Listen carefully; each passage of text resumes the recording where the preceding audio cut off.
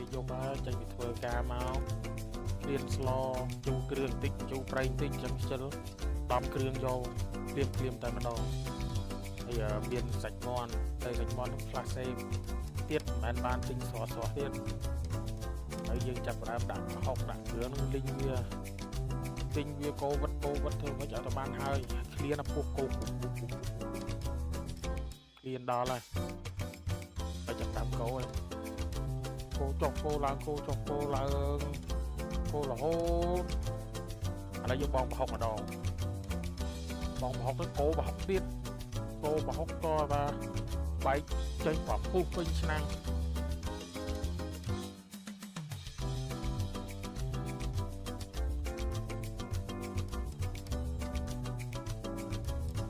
សាច់ចូលតោះចាក់សាច់ចូលហើយកូរសាច់ជាមួយគ្រឿងនឹងឲ្យចូលគ្នាកូររហូតដល់វាចូលសាច់ចូលគ្នាហើយយើងចាប់ផ្ដើមថែមទឹកចូលមានទឹកត្រីមានសអំបិលចេញហ្នឹងបងចូលមកបាន